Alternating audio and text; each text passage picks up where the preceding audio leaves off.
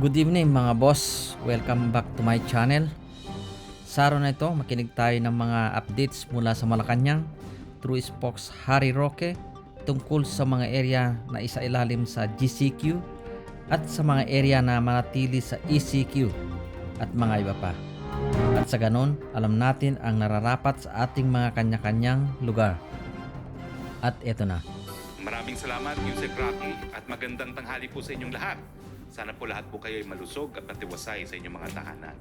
Kagabi nga po ay kinausap ng ating presidente ang ating mga kababayan at muli siyang nagpasalamat sa lahat sa kanilang kooperasyon sa panahon ng COVID. Nagpasalamat din po ang presidente sa mga law enforcement agencies sa pananatiling kaayusan.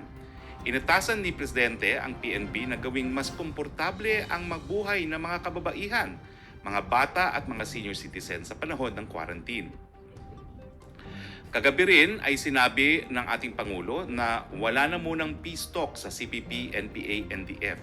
Inutos din ng Pangulo ang tuloy-tuloy na paghabol sa Abu Sayyaf sa kanilang pagpatay sa ating mga kasundaluhan. Pumunta naman tayo sa magandang balita. Unang-una po, ang Pilipinas po sa ngayon ay na-maintain ang kanyang credit rating na BBB+. Ano po ibig sabihin nito? Ibig sabihin, mataas pong kumpiyansa ng mga magpapautang sa Pilipinas at dahil rito, mas mababa pong interes ang makukuha natin sa ating mga uutangin kung ikukumpara doon sa ating mga karatig bansa. At mabuting balita rin po, ang piso po ngayon ay ang pangalawang pinakamalakas na currency sa Asia, next only to the Japanese yen. Ang piso po ngayon ay, ang palitan po sa dolyar ay 50.74 at ang palitan po sa yen ay 0.4732. Now, matapos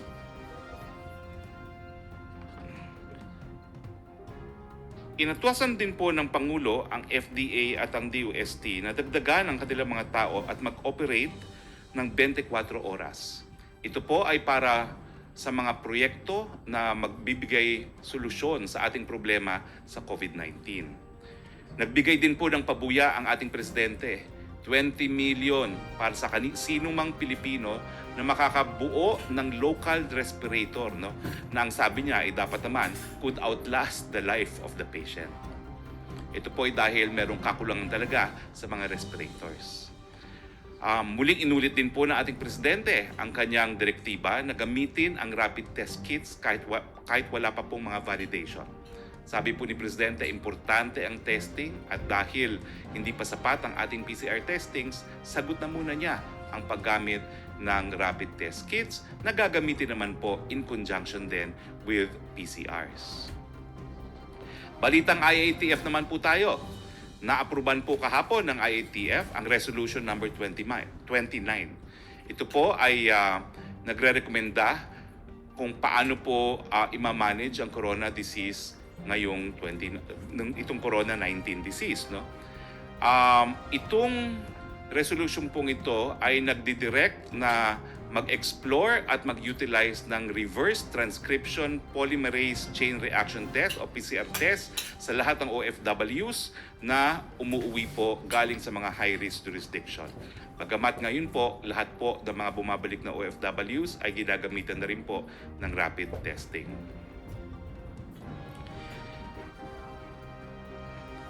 Naaproban din po kahapon ng IATF na mag-extend ng ECQ sa ilang mga bayan at mga probinsya at mag-impose ng GCQ sa iba pang mga probinsya. Now, babasahin ko na po ngayon kung ano yung mga lugar na nasa ilalim po ng ECQ at nasa ilalim ng GCQ. Alam ko po lahat kayo nakikinig. Now, nasa ilalim po ng ECQ pa rin. Ibig sabihin po, nasa ECQ pa rin po hanggang Mayo 15. Ang NCR, ang Region 3, except ang probinsya po ng Aurora. Uulitin ko po, ang Aurora hindi na po nasa ilalim ng ECQ, GCQ na po ang Aurora.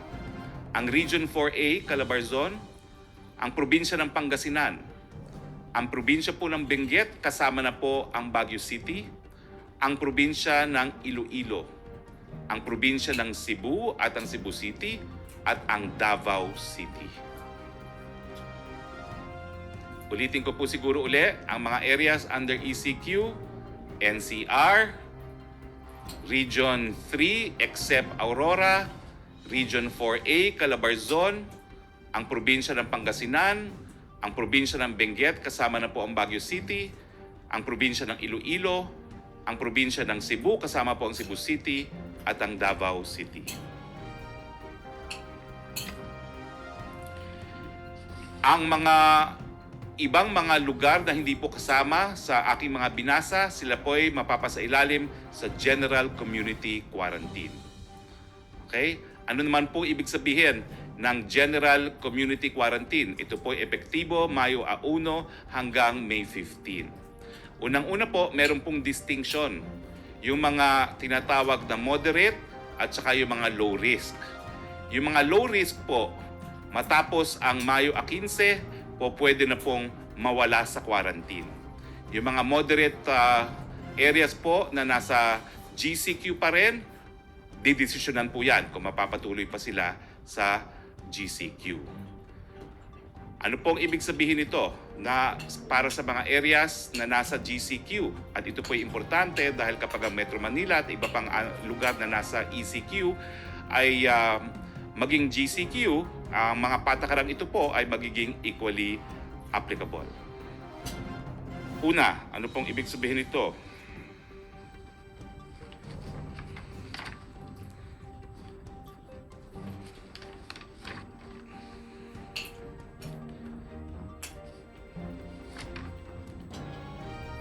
Ang Department of Tourism po ay binibigyan ng otoridad na gawin ang mga kinakailangang hakbang para mag-charter at pondohan ang sweeper flights para sa mga stranded na lokal na turista mula sa iba't ibang reyon pabalik po sa Metro Manila.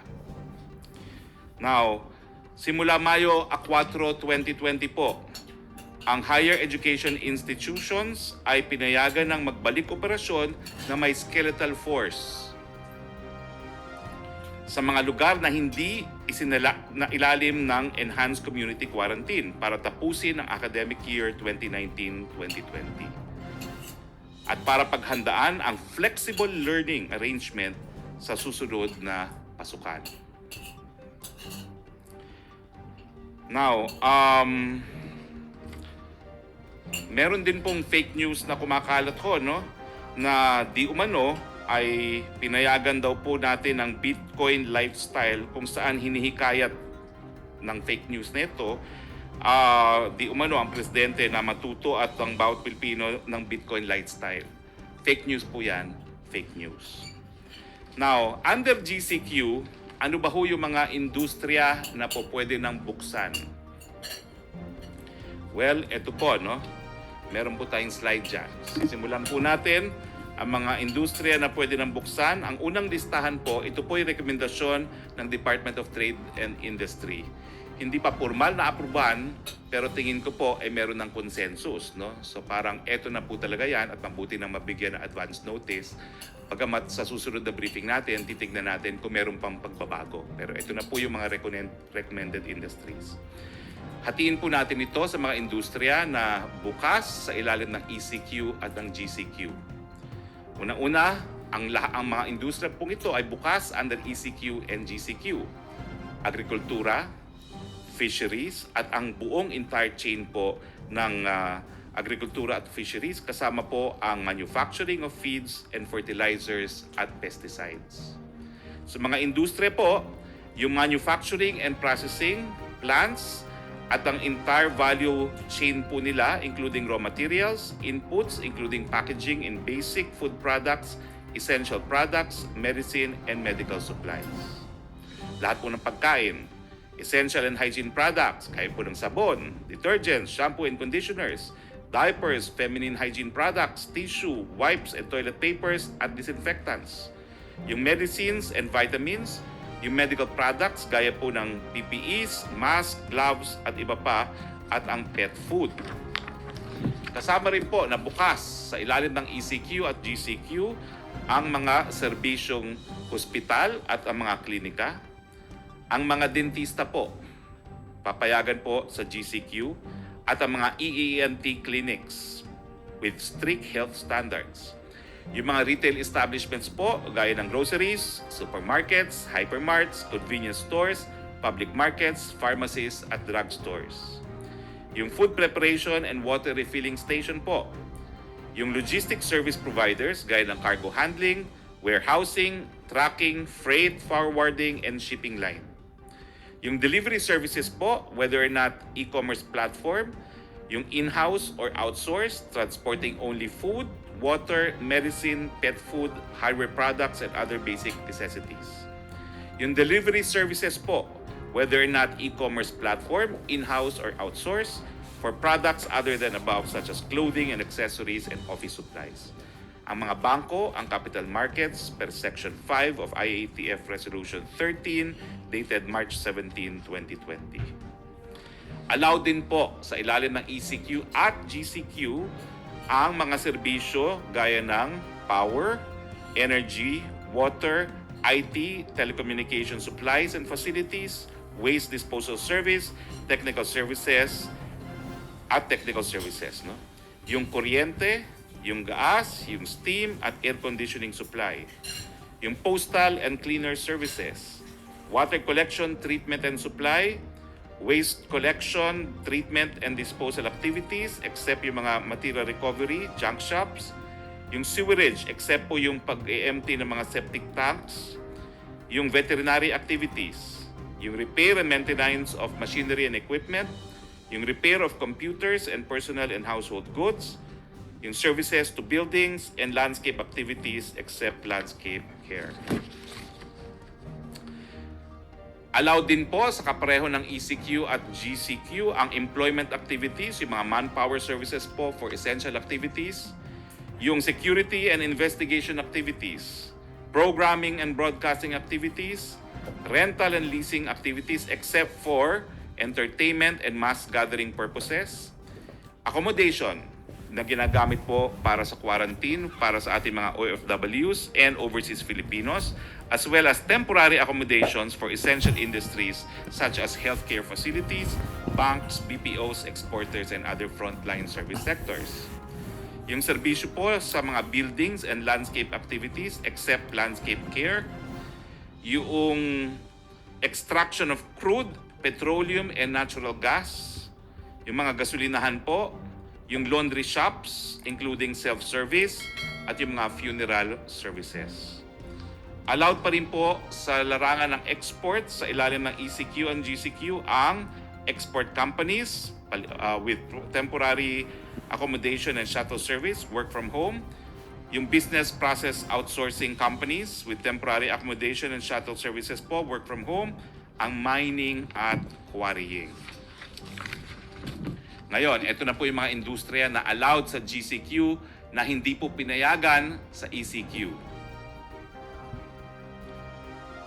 Ang mga industriyang po pwede na po sa GCQ. Other manufacturing activities, yung mga beverages, both non-alcoholic and alcoholic drinks, cement and steel, electrical machinery, wood products, furniture, non-metallic products, textiles, wearing apparels, tobacco products, paper and paper products, rubber and plastic products, coke and refined petroleum products, other non-metallic mineral products, computer, electronics and optical products, electrical equipment, machinery and equipment, motor vehicles, trailers and semi-trailers, other transport equipment. Allowed na rin po ang mga serbisyong ito under GCQ, other services. Malls and commercial centers, pero limited po ang opening. Ang pwede lang pong mag-operate sa ating mga malls ay mga hardware stores,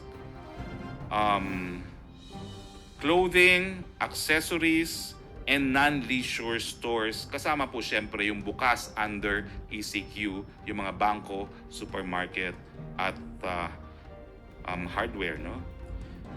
Yung mga barbero po, Tinanong po ito ni Joseph Morong. Mga salon, spas and other personal care, recommended po ng DTI na buksan na pero merong strict health standards. Hindi ko po alam kung ito'y mababago bukas.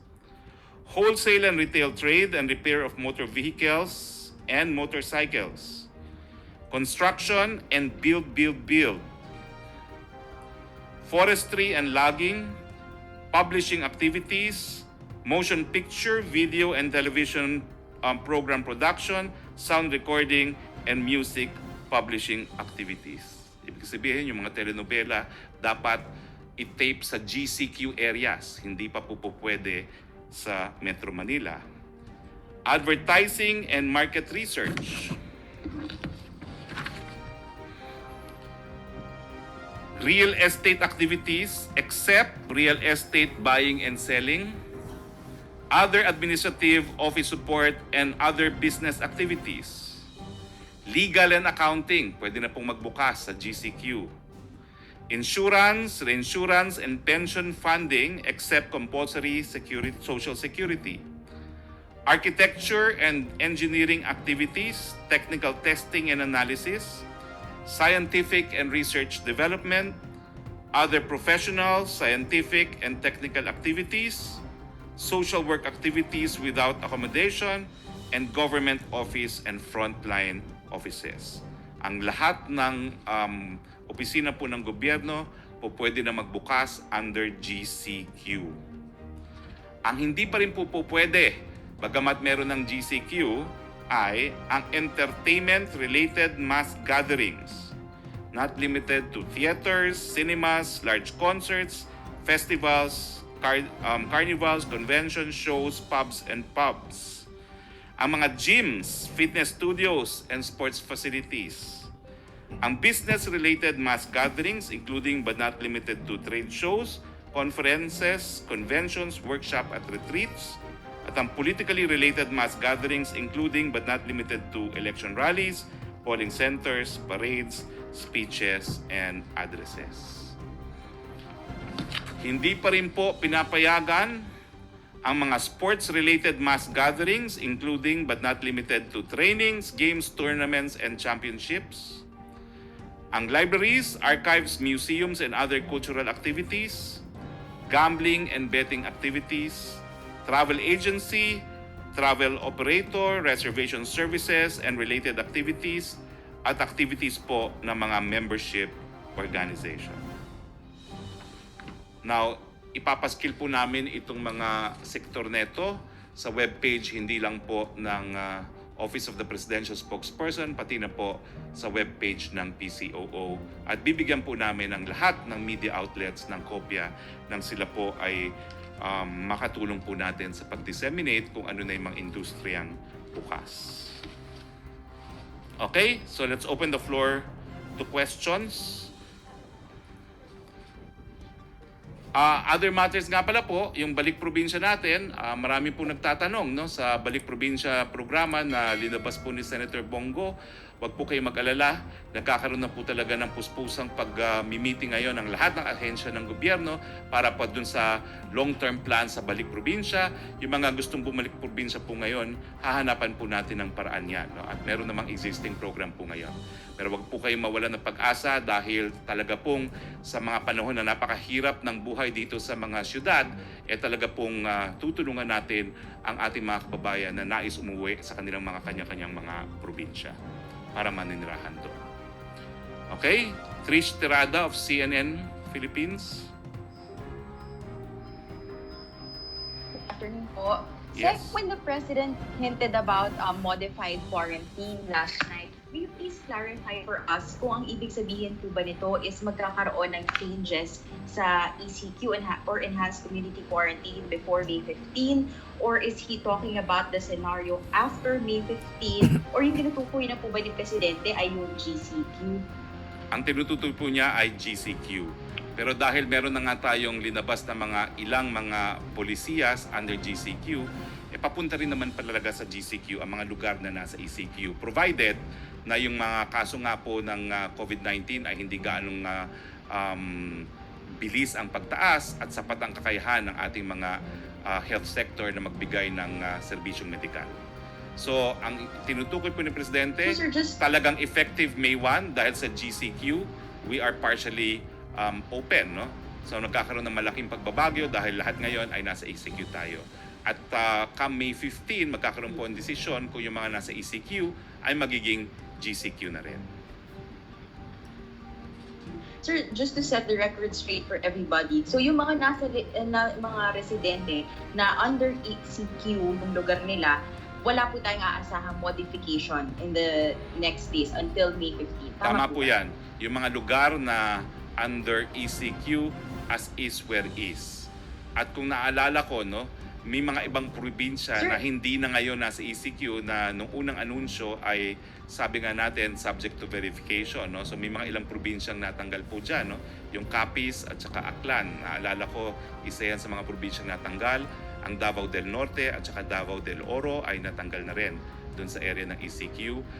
Pero ulitin ko po, ang buong Iloilo ay kabahagi pa po sa ECQ. Sir, I'd like to ask about yung sa case po ni AFP Chief of Staff General Santos. When he sought help from the Chinese embassy with regard dun po sa gamot na supposedly nakatulong po sa kanya gumaling from COVID-19, may na-violate po bang protocols when he did this? And at the same time po, may nakikita po ba yung Malacaniang or wala po ba nakikita ng conflict of interest on the part of the Chief of Staff to do this amid yung, of course, yung stance natin for sovereignty? Is this ethical on his part? I don't think naman there was any evil motive, no, behind the actions of our good general. Yun po nagpagaling sa kanya, so nais lang niya na sana na mapabilis yung proseso na magamit din natin kung ano man yung sa tingin niya nagpagaling sa kanya. Kaya nga po kahapon, kasama na sa order ni Presidente, kinakailangan doblehin ang workforce ng FDA at ng Department of Science and Technology. Kasi po, para din dun sa mga inventor, no, lilinawin ko, ang FDA po, siyang nag-a-approve at disapprove ng pagbebenta sa publiko. Pero ang paggawa po ng clinical studies, hindi po yan katungkulan ng FDA. Kung pribado po yan at may pera naman at kapital, sila po ang magkukomisyon ng mga pamantasan na gumawa ng clinical studies.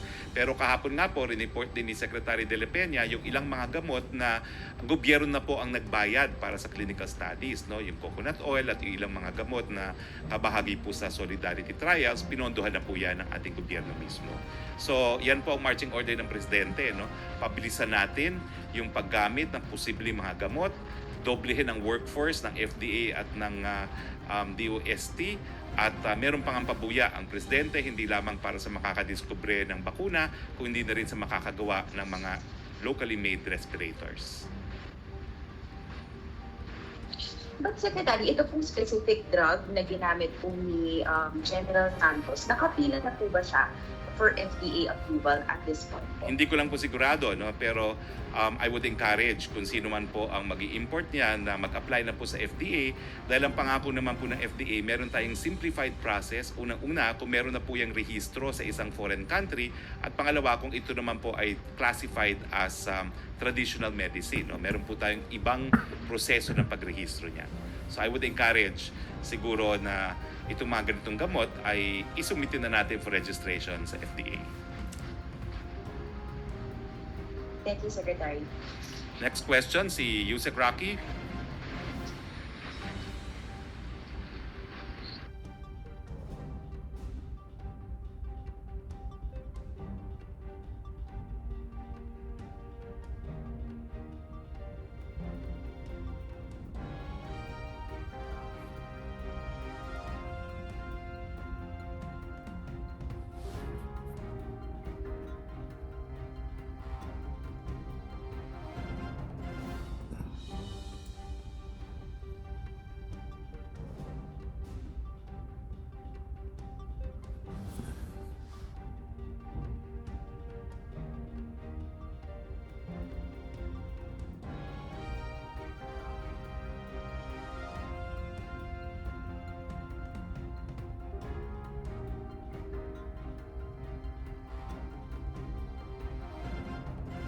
Suggestion well taken, although we do not agree po with the personal opinions of Justice Carpio on what China is doing. But the suggestion on joint patrol is well taken. It will be considered. Next question, please. Si Joyce Balancio. Joyce. Okay, bago siguro si Joyce. Yes, Yes, sir. Joyce. Yes. Sir?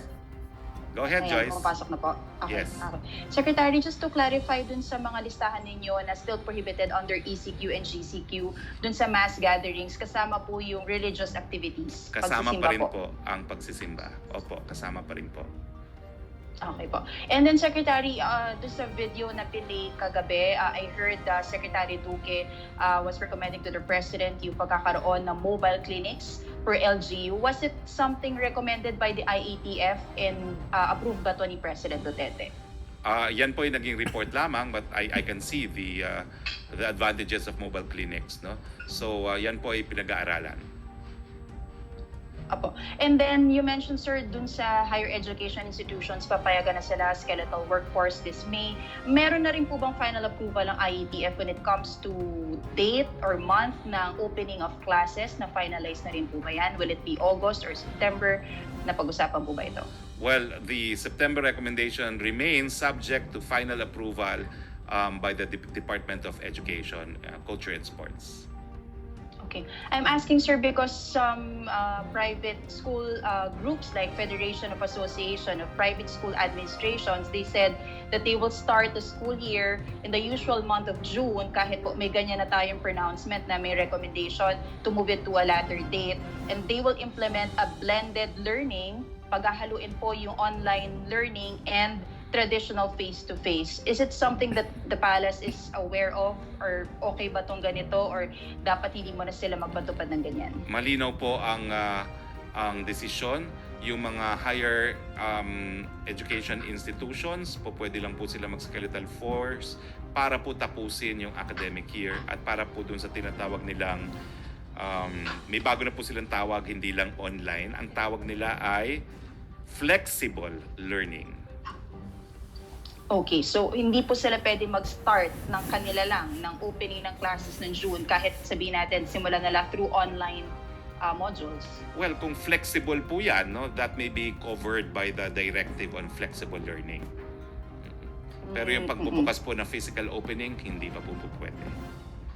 Okay, so as long as online lang po, pwede sila mag-start ng classes kung gusto nila ng June. Joyce, Tama, Sec? ako din, I have to train myself to say flexible learning kasi mas malawak po yung flexible kesa sa online. Okay. Last na lang po for me, Secretary. May isa pong consumer group na nagsasuggest kung pwede sagutin ng gobyerno yung nakukonsumo ng mga mahihirap nating kababayan, yung mga nasa 100 kWh or kilowatt hours. Posible po ba ito, or is the government looking into this suggestion? Walang alam ko po, no? Merong voluntary program sa mga electric cooperatives na sinasagot voluntarily ng mga electric cooperatives yan, no? Pero under 50, no? And it's on a voluntary basis, no?